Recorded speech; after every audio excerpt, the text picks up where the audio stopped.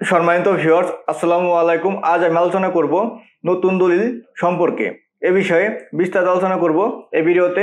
তার আগে আপনাদের কাছে আমার একটি চাওয়া থাকবে, অবশ্যই আমার চ্যানেলটি সাবস্ক্রাইব করে পাশে বেল আইকনটি বাজিয়ে রাখবেন, এতে করে নতুন নতুন ভিডিওগুলো সবার আগে পেয়ে যাবেন। তাহলে চলুন বিস্তারিত জেনে আসি।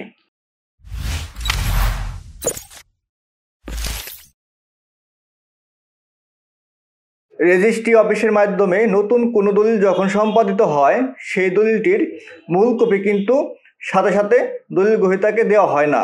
মূল দলিল পেতে প্রায় 2 বছর বা তার অধিক সময় লেগে যায়। মূল দলিলটি দীর্ঘদিন পরে দেওয়ার কারণে অনেক দলিল গ্রহীতা তার দলিলের কথা ভুলেই যান। মূল দলিলটি যখন তার বাধ্যতামূলক প্রয়োজন পড়ে, তখন কিন্তু তার প্রয়োজনীয় কাজটি মূল দলিলের অভাবে আটকে যায়। তখন তার মনে পড়ে, আমি তো রেজিস্ট্রি অফিস হতে মূল দলিল সংগ্রহ করি নাই। তখন তিনি দলিল লেখক বা রেজিস্ট্রি অফিসে গিয়ে খোঁজাখুঁজি করেন। আর যারা 8 বা 10 বছর বা তার অধিক দেরি করে ফেলেন ভুলবশত দলিল সংগ্রহ করতে, তখন কিন্তু আর মূল দলিল পাওয়া সম্ভব হয় না। হয় হারিয়ে যায় বা সরকারি নিয়ম অনুযায়ী মালিক না পাওয়াতে মূল দলিল পুড়িয়ে ফেলা হয়। এতে করে চরম বিপাকে পড়তে হয় দলিল গ্রহীতাকে। এইরকম ভোগান্তিতে যাতে আর কেউ না পড়ে, তার জন্য রেজিস্ট্রি অফিস ঢাকা জেলার জেলা রেজিস্ট্রার এক যুগান্তকারী পদক্ষেপ নিয়েছেন।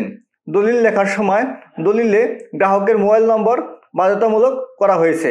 এই কারণে যে দলিল সরবরাহের জন্য প্রস্তুত হলে রেজিস্ট্রি অফিস কর্তৃপক্ষ যাতে দলিল মালিককে ফোনে বা মেসেজ করে জানিয়ে দিতে পারে নির্ধারিত তারিখে দলিল গ্রহণের জন্য। আপনি ভুলে গেলেও কর্তৃপক্ষ ভুলে যাবে না। আরও একটি বিষয় খেয়াল করুন, দলিল রেজিস্ট্রি হওয়ার দিন আপনাকে একটি রসিদ দেওয়া হয়।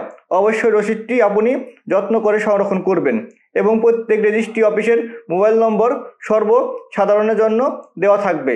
আপনি মোবাইল নম্বরটি সংগ্রহ করলে পরবর্তীতে আপনি ফোন দিয়ে জানতে পারবেন আপনার দলিল রেডি হয়েছে কিনা বা কবে নাগাদ পেতে পারেন, বিস্তারিত জানতে পারবেন। আরও একটি বিষয় আপনি ভালো করে খেয়াল করুন, দলিল রেজিস্ট্রির দিন আপনার দলিল নম্বরটি অবশ্যই সংগ্রহ করবেন। এখন আপনারা খেয়াল করেন, এই সামনে দেখেন স্ক্রিনে দলিল ডেলিভারি সংক্রান্ত তথ্যের জন্য নিম্নোক্ত মোবাইল নম্বরে যোগাযোগ করুন। অর্থাৎ এই লিস্টটি এখানে যে আপনার 22টি অফিসের লিস্ট এখানে দেওয়া আছে, পাশাপাশি প্রত্যেক অফিসের মোবাইল নম্বর কিন্তু এখানে দেওয়া আছে। এই মোবাইল নম্বরগুলো শুধু ঢাকা জেলার সাব রেজিস্ট্রি অফিসের নাম্বার। আপনারা যে অফিসের আন্ডারেই রেজিস্ট্রি করেন না কেন বাংলাদেশের, সেই অফিসের একটি অফিসিয়াল নাম্বার আছে। সেই নাম্বারটি আপনারা নিজ দায়িত্বে সংগ্রহ করে নেবেন।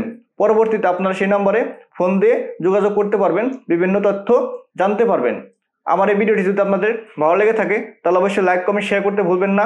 আপনার একটি লাইক, একটি কমেন্ট, একটি শেয়ার, একটি সাবস্ক্রাইব আমাকে আপনাদের জন্য আরও নতুন নতুন ভিডিও বানাতে উৎসাহ যোগাবে। ধন্যবাদ, ভালো থাকবেন। আবার আসবো আপনাদের জন্য নতুন কোনো ভিডিও নিয়ে।